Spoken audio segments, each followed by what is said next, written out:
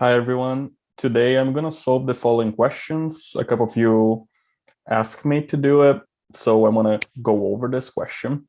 So we have the following sequence: 1 cube over n to the power fourth, 2 cube over n to the power fourth, dot dot dot, n cube over n power fourth.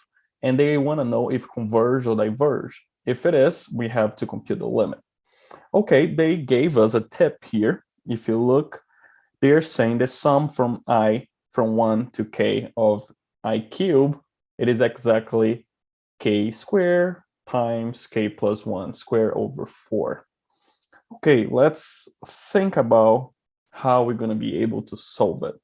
If you realize at first, you can rewrite a n as exactly 1 over n to the power 4 times 1 cube plus 2 cube plus, and then you're going to keep going, dot, dot, dot, plus n cube.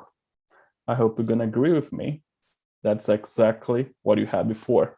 We are basically just factoring out. Great. And right now, what are we supposed to do? Let's rewrite what you have inside the parentheses, because look what we have inside the parentheses. It is exactly, so let's keep writing n to the power 4 here, but it's exactly the series from 1 to n of what? I to the power cube. That's great, but wait, it is very similar to the formula they gave us here. That's basically the sum from I1 to k.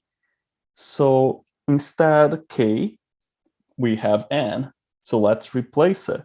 Exactly what you have here, if you call n, we would have from 1 to n of I cube, we would have n squared, n plus 1 squared over 4. Right? We are just replacing the variables. We are not doing anything weird, but we have the formula for it.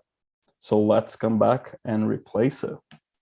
Okay, coming back here and replacing, we have n to the power 4 is the same, but the sum is n squared times n plus 1 squared over 4. Oh, I think you can realize you can simplify a little bit.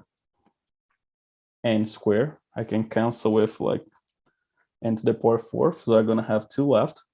So that's exactly the same as n plus 1 squared. That's n squared plus 2n plus 1 over 4n squared. Great. So let's compute the limit, because that's what they are asking actually. So computing the limit